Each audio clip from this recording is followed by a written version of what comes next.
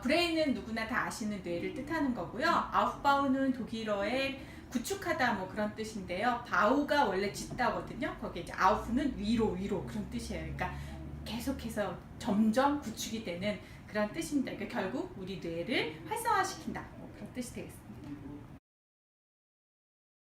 아웃바우 브레인의 대상은 초등학교 1학년에서 3학년 까지입니다. 우리가 그렇게 정한 이유가 있죠. 그렇죠. 예, 그러니까 제가 음악원을 운영하고 있는데 여기 오는 친구들을 보면 6, 7세는 굉장히 창의적이에요. 그러다가 8, 9세 이제 초등학교 입학을 딱 하고 나면 애들이 자꾸 정답만 얘기해요. 그리고 정답이 아닌 자기의 창의적인 아이디어를 이야기할 때는 굉장히 또 눈치를 보고 이런 상황들이 생기더라고요. 1학년인데도. 그렇죠. 근데 저는 교수님 생각보다 더 심화해서 좀 확장해서 얘기하면 우리나라가 생후 3개월부터 어린이집을 다녀요. 그러니까 사실은 그때부터 표준 보육과정, 표준 교육과정. 그러니까 사실은 교수님이 느끼시는 그 말이 정답인데 사실은 이렇게 나빠지는 게 아니고 태어나면서부터 서서히 나빠져서 초등학교 1학년에서 3학년을 교정하지 않으면 이제 그냥 그다음부터는 계속 그런 표준화된 인간으로 자랄 가능성이 있다는 거죠. 그래서 우리가 가장 그게 심각하게 나타나는 그러나 교정할 수 있는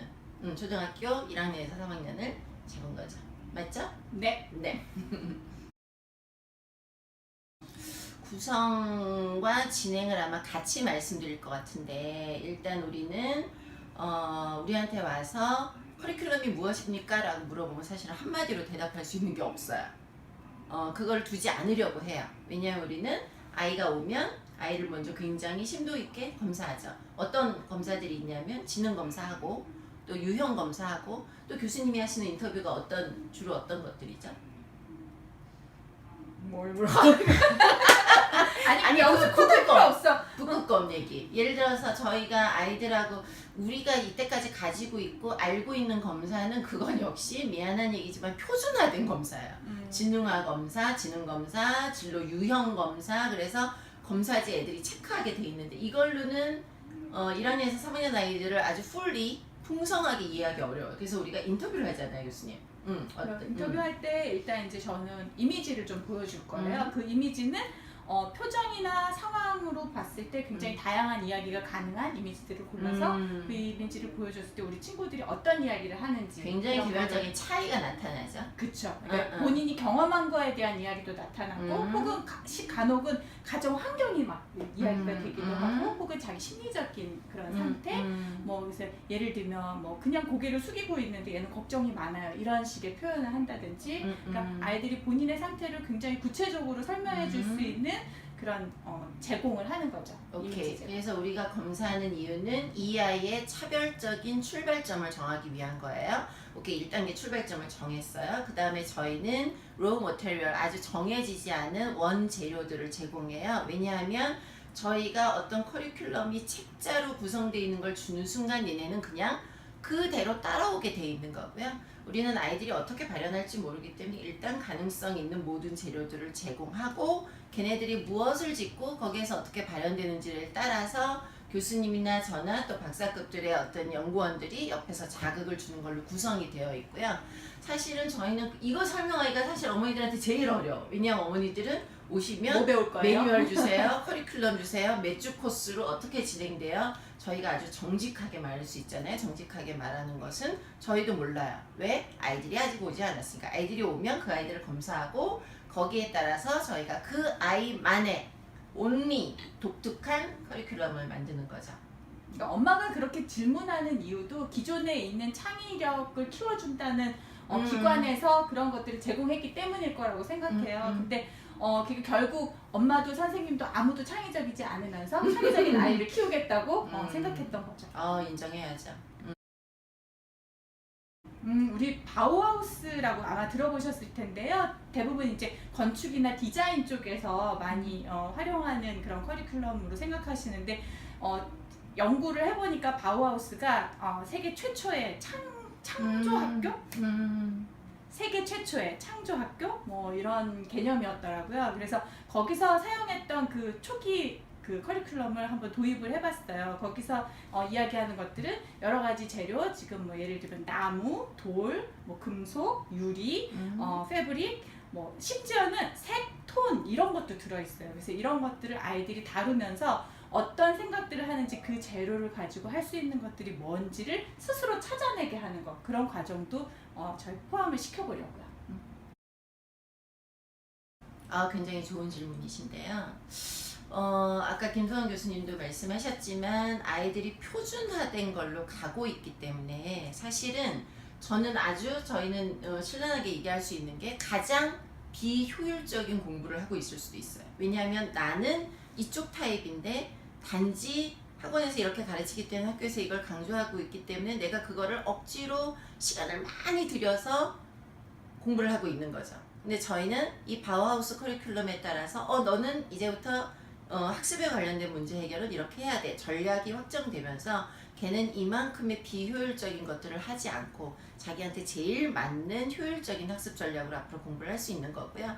그거는 이미 외국에서 독일뿐만 아니고 모든 외국에서 그 과정들이 다 진행되고 있고 저희가 그것을 아이들한테 실현해 보려고 하는 거죠. 일단 그 프로그램과 저희 그 교사진들을 믿어주셨으면 좋겠어요. 그러니까 지금 저희가 설명드렸듯이 어떤 커리큘럼을 지금 제시할 수 없고 아이와 만나서 거기에 맞춤형으로 하겠다는 이 의지 자체를 굉장히 좀 귀하게 여겨주셨으면 좋겠고 그로 인해서 우리 아이가 정말 자신의 재능을 발견하고 자기 창의력을 계속해서 끊임없이 개발해 나갈 수 있는 용기를 얻고 그거를 통해서 그것도 학습에 연결시키고 이런 과정들이 일어날 거라고 믿어주시면 그러면 아이도 저희도 행복하게 이 프로그램을 잘 마무리할 수 있을 것 같습니다. 그 예전 시대에는 한 선생님이 제가 고등학교 다닐 때는 저희 반이 70명이었어요. 한 선생님이 70명을 가르쳐도 되는 시대가 있었겠죠. 그리고 한동안은 저희가 1대1 혹은 1대 소수 이런 게 집중되는 시대였고 사실 지금 필요한 교사와 아동의 어떤 비율은 아이 한 명에 교사 여러 명이 왜냐면 아이가 워낙 가능성이 많고 유전자적으로 훌륭하기 때문에 그거를 가르칠 수 있는 선생님들이 많은 구조여야 되는데 저희는 그런 구조를 좀 따라가려고 하는 거고요. 그러는 이유는 아까 교수님 잠깐 말씀하셨지만 저희보다 지금 태어난 지금 자라고 있는 아이들이 훨씬 가능성과 창의성과 잠재력과 역량 뭐 등등등을 많이 가지고 있기 때문이죠. 그걸 인정하는 것이고요. 저는 아동학을 전공한 박사인데요. 저는 아이들을 만나고 검사하고 그 아이들하고 수업하면서 제일 많이 느낀 게 정말 망가지지 않은 그 자체 그대로 왔으면 좋겠어요. 이 얘기는 특히 우리가 이제 초등학교 1학년, 3학년 그 나이를 잡은 거하고도 연결이 되는데 준비할 거 없어. 그냥 와. 너 자체로 그냥 와. 우리가 너를 귀히 여길 거고 수용할 거고 그리고 너의 있는 모습 그대로를 우리가 발견해 줄 거고 그래서 개발시켜 줄 거고 그리고 이 시대의 최고의 모습으로 자라나도록 도와줄게 라는 마음이기 때문에 그대로 오셔도 좋을 것 같아요. 저는 학교에서 1등하고 칭찬 많이 받는 친구는 안 왔으면 좋겠어요. 왜냐하면 지금 현재 대한민국 교육 과정에서 학교에서 하는 활동을 잘하는 친구들은 창의적일 확률이 좀 적어요. 우리는 여기서 이제 엄청난 창의력을 이끌어줄 거기 때문에 그래서 이런 친구들 있잖아요. 선생님이 무슨 말씀을 하시면 도저히 참을 수가 없어. 중간에 손 들고 꼭 물어봐야 돼. 참을 수 없어요. 그 다음에 또 뭘 하다가 자꾸 저기 가보고 싶어. 뭐 뒤에는 무슨 일이 일어났는지 교실에서 초등학교 1학년인데 교실에서 돌아다녀요. 이거를 저희하고 상담할 때 보면 엄마가 굉장히 걱정스럽게 말씀하시는 ADHD 가능성으로 몰고 가죠. 검사 받고 오라고. 그래서 그런 친구들이 어떻게 생각하면 걔가 왜 그렇게 움직였는지 이런 이야기를 나누다 보면 걔가 분명히 궁금해서 그랬을 수도 있고 뭐 어떤 상황이 자기가 지금 여기에 집중할 수 없는 어떤 상황이 일어났을 텐데 그런 것들을 찾아주고 왜 그랬는지 스스로가 이해를 해야죠. 그러니까 내가 저기 궁금해서 갔었어. 이거를 묻지 않으면 애도 모르거든요. 넌 돌아다니면 안 되는데 왜 돌아다녔어? 질타만 자꾸 받는 거죠. 그래서 오히려 이런 친구들이 많이 왔으면 좋겠다. 그렇게 생각해요. 네네네. 모든 인생은 문제를 해결하는 과정이라고 생각을 해요. 얘네도 마찬가지고. 그래서 우리가 하는 과정이요, 좋은 커리큘럼을 만들어서 먹여주는 내용은 하나도 없을 거예요. 아이들이 문제를 우리한테 쉽게 얘기할 수 있고, 그럼 그 문제를 같이 찾아가 보고, 그래서 결국은 해결하는 지점까지 도달하는, 그러면 저희 아웃바우 브레인을 경험한 아이들은 이후의 성장 과정에서도 어떤 문제를 만나든지, 뭐 그게 뭐 학습의 문제든 아니면 자기의 진로를 개발하는 문제든 아니면 자기의 어떤 나아갈 방향을 찾는 문제든 그 문제 가운데 스스로 무엇이 문제인지 분석하고 또 조사하고 탐색하고, 그래서 문제를 해결하는 그 과정을 굉장히 자신 있게, 요즘 아이들이 굉장히 자신감과 그런 데 문제가 있기 때문에 이는 자신 있게 스스로 해 나갈 수 있을 것이라고 기대하고 사실은 믿습니다.